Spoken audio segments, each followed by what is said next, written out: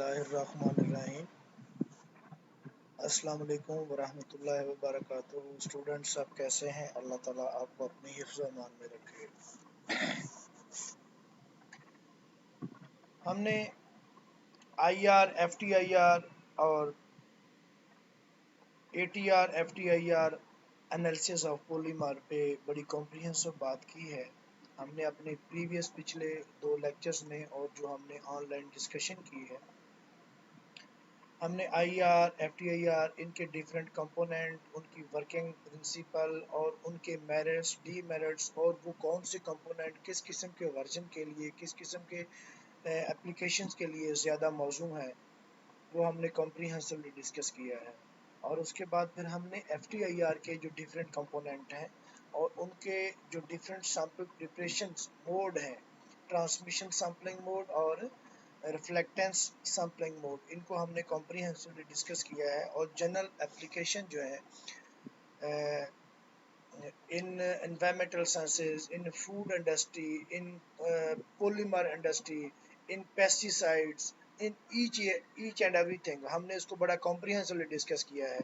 तो आज हम स्पेसिफिकली 3 रेफरेंस से बात करेंगे कि how this technique can be use for the identification of polymer और how we can use this technology for differentiation of different kind of polymers by using this technique. और हमारा दूसरा इसका पार्ट होगा कि हम ये देखेंगे कि अगर एक ही किस्म के केमिस्ट्री रखने वाले पॉलीमर्स हैं लेकिन उनकी जो अरेंजमेंट डिफरेंट है, और फिर उसमें किस तरह से जो क्लोज रिजेंबलिंग केमिस्ट्री पॉइंट है उनसे पॉलीमर्स हैं, उनकी प्रॉपर्टीज मुख्तलिफ हैं, उनको फिंगरप्रिंट रीजन्स को हम ज़रा फोकस करेंगे कि उसको वो किस तरह से डिफ्रेंशिएट करता है, क्योंकि उनमें जो कार्बन की लेंथ होती है, कार्बन चेन की लेंथ होती है, बेसिकली उसी की बेस पे उसमें फिंगरप्रिंट रीजन जो है वो यूनिक होता है और हम डिफ्रेंशिएशन कर सकते हैं।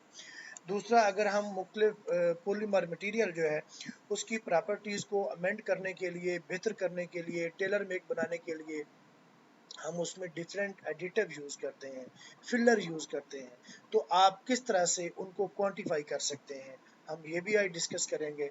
और फिर हम ये देखेंगे कि अगर मुख्तलिफ़ किस्म के पॉलीमेरिक मटेरियल जो है हम मुख्तलिफ़ किस्म की प्रोडक्ट बनाते हैं, तो किस तरह से स्पेक्ट्रोस्कोपिक टेक्निक की एड के साथ जो अदर टेक्निक्स हैं, इसका थोड़ा सा जो मॉडिफाइड वर्जन है उसको यूज़ करते हुए हम डिफरेंट किस्म के जो पॉलीमर प्रोडक्ट्स हैं उनमें समटाइम अगर वो स्पेसिफिकेशन के अकॉर्डिंग नहीं है, उनमें कोई डिफेक्ट हैं, जो इनर इनर उसके प्रोडक्ट के अंदर डिफेक्ट होते हैं, तो ये FTIR, ATR और इसके साथ जो माइक्रोस्कोपिक अप्रोच यूज़ की जाती है वो किस तरह से उनको डिफरेंशिएट कर सकती है या किस तरह से हम उनको आइडेंटिफाई कर सकते हैं। तो सबसे पहले तो हम देखेंगे कि why ATR, FTIR for the polymeric material, ये हम प्रेफर क्यों करते हैं। तो इस रेफरेंस से ये आपको बताना ज़रूरी है कि जब हम पॉलीमेरिक मटेरियल का एनालिसिस करते हैं तो बाकी मटेरियल से अगर इसका कंपैरिजन करें तो इनकी एप्लीकेशन भी बहुत ज़्यादा हैं, इनमें जो फिज़िकल प्रॉपर्टीज़ हैं इस एंगल से भी इनमें वर्सटैलिटी बहुत ज़्यादा है। अब पॉलीमेरिक मटेरियल बहुत हार्ड हो सकता है, वो किसी भी चीज़ में सॉल्युबल नहीं है, वो बड़ा कॉम्प्लेक्स किस्म का कंपोजिट मटेरियल हो सकता है, और ये वो तमाम चीज़ें हैं जो हम ऑर्डिनरी अप्रोच यूज़ करते हैं सैम्पल प्रिपरेशन के लिए, वो सम टाइम ज़्यादा कारगर साबित नहीं होती है और हम उन टेक्निक से उसकी एनालिसिस नहीं कर पाते। दूसरी बात यह है कि पॉलीमेरिक मटेरियल जैसे प्लास्टिक है, फाइब्रस मटेरियल है या कोई कंपोजिट मटेरियल है, अब इसके अंदर अगर हम इसको स्पेशल रेफरेंस से देखते हैं, अगर किसी इंडस्ट्री के अंदर हम काम कर रहे हैं, क्वालिटी कंट्रोल और क्वालिटी इंश्योरेंस इंडस्ट्री के अंदर काम कर रहे हैं, तो अब देखिए जब हमारी प्रोडक्शन हो रही होती है, हमने एक प्रोडक्ट को प्रोसेस करके उससे जो अल्टीमेट गुड बनाने हैं, तो वो अब उसकी वो क्या जिस प्रोसेस में वो प्रोसेस हो रहा है वो कॉम्प्रिहेंसिव हो चुकी है, वो मुकम्मल हो चुकी है, या अभी उसमें फर्दर प्रोसेसिंग जो रिक्वायर्ड है।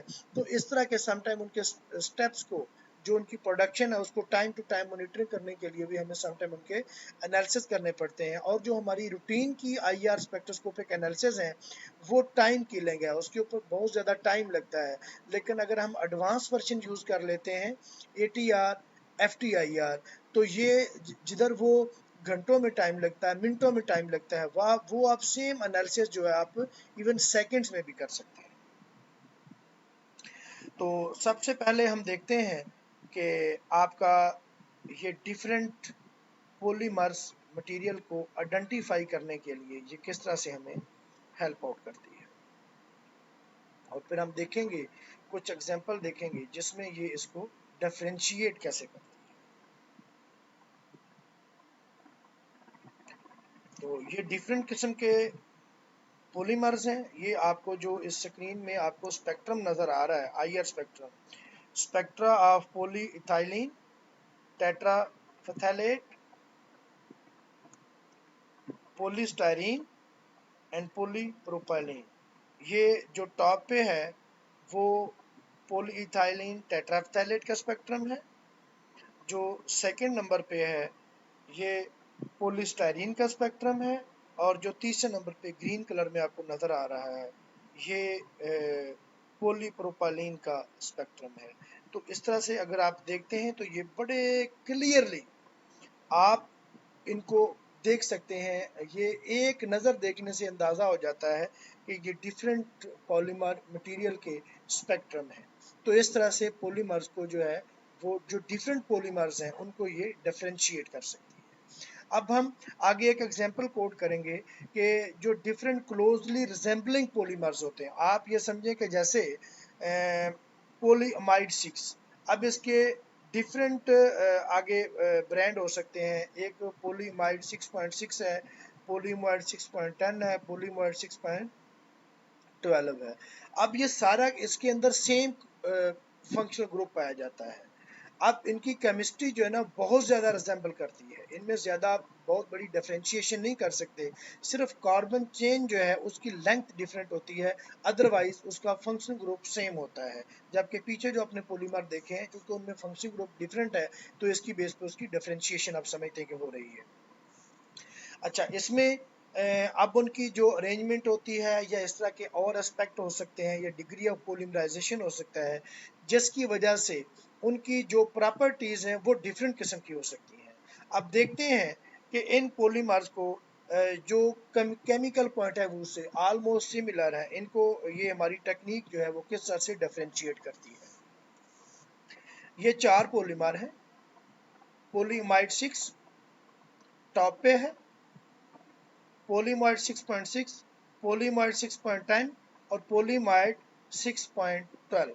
ये चार कंपाउंड हैं जिनकी केमिस्ट्री ऑलमोस्ट सेम है। तो ये उनका एटीआर एफटीआईआर से हमने एनालिसिस किया है। तो जब हम इधर इस स्पेक्ट्रम में देखते हैं जो फिगर नंबर 3 के अंदर है जिसके ऊपर मेरा कर्सर मूव कर रहा है, तो ये अगर हम पहली नज़र में देखते हैं तो ऐसे लगता है कि जैसे ये किसी एक ही कंपाउंड के स्पेक्ट्रम है और सारी की सारी जो पीक्स हैं वो एक दूसरे के ऊपर सुपर इम्पोज्ड जैसे हैं, इस तरह से नज़र आती हैं। जब इसको मैग्नीफाई किया गया है तो इसका जो एरिया है तकरीबन ये 400 centimetre inverse from right side to 1800 centimetre inverse. ये अगर एरिया आप देखें इसको अगर जब मैग्नीफाई कर लिया जाता है तो ये क्लियरली रिफ्लेक्ट करता है कि यहाँ पे इसकी जैसे जैसे कार्बन की जो चेन की लेंथ है वो वेरी करती जा रही है। इनका जो आप कह सकते हैं कि स्केलेटल वाइब्रेशनल एरिया है, जो उनका स्केलेटल है, फिंगरप्रिंट रीजन जो है उन पॉलीमर मटेरियल का, तो वो वाजे तौर पे आप देखते हैं कि एक दूसरे के ऊपर सुपर इम्पोज नहीं है बल्कि अलग-अलग उसमें बकायदा डिफरेंस नज़र आ रहा है। तो इस तरह से ये पॉलीमर मटेरियल को करेक्टराइज करते वक्त हमें समटाइम जो क्लोजली केमिकल पॉइंट है उससे रिजेंबलिंग कंपाउंड भी होते हैं उनको भी इवन ये बड़ा क्लियरली और बड़ी कॉम्पिटेंसी से एफिशिएंसी से उनको बकायदा तौर पे डिफरेंशिएट करने में हमें हेल्प आउट करती है। नेक्स्ट हम देखते हैं कि identification of a filler. Sometime polymeric material जो है उसकी प्रॉपर्टीज को टेलर मेक करने के लिए हम उसमें डिफरेंट किस्म के मटेरियल, पाउडर्स मटेरियल, एडिटिव आप जिन्हें कह देते हैं, वो हम उसमें ऐड करते हैं उनकी प्रॉपर्टीज़ को अमेंड करने के लिए, उनकी प्रॉपर्टीज़ को ऑप्टिमाइज करने के लिए, उनकी जो आप कह सकते हैं कि इलास्टिसिटी है, इम्पैक्ट ऑफ रेजिस्टेंस है, या कलर फास्टनेस है, उसको इम्प्रूव करने के लिए। तो टाल्कम एक पाउडर है, टाल्कम एक पाउडर है, और इसका फार्मूला है Mg3Si4O10OH ट्वाइस। इसका ये जनरल या सम फार्मूला है। अब इसको हम पॉलीप्रोपाइलीन जो एक कंपाउंड है या पॉलीमर है, उसके अंदर हम इसके डिफरेंट मिकदार में एडिटिव ऐड करते हैं उनकी प्रॉपर्टीज़ को अमेंड करने के लिए। तो अब अगर हम इसके स्पेक्ट्रम रिकॉर्ड करते हैं और उसको हम इंटरप्रेट करते हैं, तो ऑक्सीजन और सिलिकॉन के दरमियान जो बॉन्ड है, उसकी वाइब्रेशन जो है वो 1000 सेंटीमीटर इनवर्स और 670 सेंटीमीटर इनवर्स के ऊपर वाइब्रेशन जो है, स्ट्रेचिंग वाइब्रेशन इसकी ऑब्जर्व की जा सकती है इस मॉलिक्यूल, इस बॉन्ड की। अच्छा, उसके बाद इसके अंदर जो सिलिकॉन ऑक्सीजन बॉन्ड है ये बेंडिंग वाइब्रेशन शो करता है एट 400 सेंटीमीटर इनवर्स। अब हम इनके डिफरेंट कंपोजिशनल ब्लेंड लेंगे, यानी कि एक ऐसा ब्लेंड है जिसके अंदर टाल्कम नहीं है, सिर्फ प्योर पॉलीप्रोपाइलीन है। दूसरा जिसमें 10% की ब्लेंडिंग की गई है टाल्कम पाउडर की। तीसरा सैंपल हमारे पास वो है जिसमें हमने 20% की ब्लेंडिंग की है, और चौथा हमारे पास सैंपल वो है जिसमें हमने 40% ब्लेंडिंग की है। अब हम इसका स्पेक्ट्रम जो है, इनके जो डिफरेंट हमने कंपोजिशन के ब्लेंड बनाए हैं, इनको हम देखते हैं और फिर देखते हैं कि वो ऑक्सीजन और सिलिकॉन के दरमियान जो बॉन्ड है उसकी वाइब्रेशन, स्ट्रेचिंग वाइब्रेशन जो कि 1000 और 670 सेंटीमीटर इनवर्स पे ऑब्जर्व हो सकती हैं, या उनकी जो बेंडिंग वाइब्रेशन है वो 400 सेंटीमीटर इनवर्स के करीब करीब ऑब्जर्व हो सकती हैं। तो हम देखते हैं कि किस तरह से उनको ये डिफरेंशिएट करता है। अब इस जो आपको स्क्रीन पे नजर आ रहा है, ये राइट साइड पे जो टॉप पे स्पेक्ट्रम है, ये जो आपको टॉप पे नजर आ रहा है, बेसिकली ये आप कह सकते हैं कि वो सैंपल है जिसके अंदर इसकी जो टाल्कम की ब्लेंडिंग है वो 0%। तो वो तमाम रीजन वो तमाम रीजन जो मेंशन किए गए हैं, सिलिकॉन और ऑक्सीजन के दरमियान जो बॉन्ड है उसकी जो स्ट्रेचिंग वाइब्रेशंस हैं, वो आप देखेंगे 1000, 670 और उसके बाद आप 400 सेंटीमीटर इनवर्स पे आप देखेंगे जो कि बेंडिंग वाइब्रेशंस हैं। तो आपको यहाँ पे कुछ नज़र नहीं आएगा, पीक्स यहाँ एग्जिस्ट नहीं करती। लेकिन जैसे ही आप दूसरे सैंपल में आते हैं जिसमें हमने 10% ब्लेंडिंग की है, तो जैसे ही उसकी ब्लेंडिंग आई है तो वहाँ पे पीक्स ऑब्जर्व आप कर सकते हैं। इसी तरह जब आप तीसरे सैंपल में आते हैं, ये जो अपना ऑरेंज कलर में आपको नजर आ रहा है, रेडिश ऑरेंज कलर जो है, तो उनमें देखें कि 400 सेंटीमीटर इनवर्स के ऊपर देखें जी कितनी बड़ी पीक नजर आ रही है। ये जो सिलिकॉन ऑक्सीजन के दरमियान बॉन्ड है, ये उनकी बेंडिंग वाइब्रेशन की वजह से ये उसकी पीक आ रही है। इसी तरह ये 670 और 1000 सेंटीमीटर इनवर्स के ऊपर भी पीक्स जो हैं वो with the passage of time आपको बड़ी नज़र आ रही हैं। अगर आप देखेंगे इन एरियाज में तो बड़ी बड़ी पीक्स नज़र आ रही हैं। तो इसका मतलब ये है कि कंपोजिशन वेरी करती जा रही है। जैसे जैसे हम ब्लेंडिंग की कंपोजिशन चेंज करते हैं, तो रिलेटिवली जैसे जैसे टाल्कम की मिकदार बढ़ती जा रही है, उनकी रिस्पेक्टिव जगहों पे जो मैंने आपको उनकी अब्जॉर्प्शन पोजीशन बताई हैं, उनमें उनकी जो पीक्स हैं उनकी इंटेंसिटी बढ़ती जा रही है। और सबसे आखिर में ये जो पर्पल कलर का स्पेक्ट्रम आपको नज़र आ रहा है, इसमें 400 सेंटीमीटर इनवर्स पे देखें, या फिर हमने जो 1000 सेंटीमीटर इनवर्स और 670 सेंटीमीटर इनवर्स के ऊपर पोजीशन इनकी बताई है, तो इनमें आप देखेंगे तो इन पोजीशन के अंदर जैसे जैसे हम टॉप टू बॉटम, जैसे जैसे उनकी कंपोजिशन में टाल्कम बढ़ता जा रहा है, उसी उसी तरह से उनकी रिस्पेक्टिव जो अब्जॉर्प्शन पोजीशन है, उनके ऊपर जो पीक्स हैं उनकी इंटेंसिटी बढ़ती जा रही है। तो इस तरह से आप क्वांटिटेटिव एनालिसिस भी कर सकते हैं। अब हम देखते हैं कि अगर आप माइक्रोस्कोपिक अप्रोच यूज़ कर सकते हैं तो FTIR जो है आपको किस तरह से जो प्रोडक्ट के अंदर डिफेक्ट हैं उनको आइडेंटिफाई करने में आपको हेल्प आउट करती है। तो इन जनरल आपको ये मैं बताना चाहता हूँ कि ये लास्ट के ऊपर ये जो पिक्चर है इसको आप सिर्फ फोकस करें तो इसमें देखेंगे कि आपको डिफरेंट जगहों पे कलर्ड स्पॉट नज़र आ रहे हैं। तो बेसिकली इसका फिर IR स्पेक्ट्रम हम रिकॉर्ड नहीं करते, हम उनकी जो इंटरफ्रेंस होती है उसके बाद हम उनका जो डिटेक्शन सिस्टम है उसको आगे हम कपल कर लेते हैं माइक्रोस्कोप के साथ। और माइक्रोस्कोप जो है उनकी वो चूंकि ये ATR जो है वो उसकी वजह से जो हार्ड पॉइंट होते हैं वहां से ये उसके अंदर पेनिट्रेट कर जाती है सैंपल के अंदर जो वेव्स होती हैं।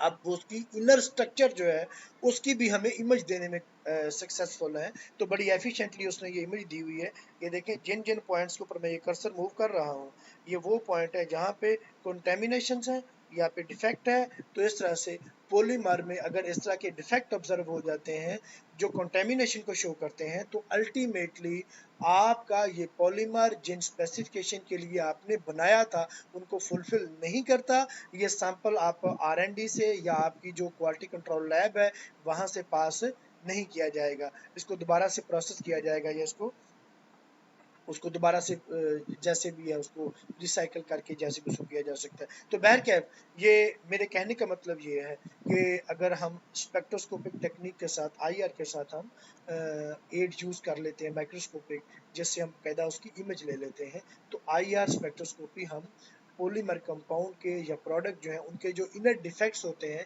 उनको आइडेंटिफाई करने में भी कामयाब हम जो हो जाते हैं। जैसे अगर आप वो फॉर एग्जांपल मैं एक और एग्जांपल कोट करता हूँ कि आपके पास एक स्प्राइट का टिन है, अब नीचे जो उसके अंदर एल्यूमिनियम का या टिन का वो केस है तो उसके ऊपर पेंट किया हुआ है। तो जब आप उसको ATR FTIR के अंदर रख के उसको आप क्लैंप करके उसका एनालिसिस करेंगे तो आपको वो जो एविनेसेंट वेव्स जो क्रिस्टल से जो ATR क्रिस्टल से प्रोड्यूस होकर आगे जाके इंटरेक्ट करती हैं आपके सैंपल के साथ तो वो सैंपल के अंदर ये पेंट की जो कोटिंग है उसमें पेनिट्रेट कर जाएंगी और आगे जाके भी उसकी जो है इनर पार्ट की आप जो है इमेज रिकॉर्ड कर सकते हैं जिससे हमें उनकी इनर डिफेक्ट जो है उनको भी डिटेक्ट करने में FTIR spectroscopy aided with microscope हमें हेल्प आउट कर सकती है। Thank you very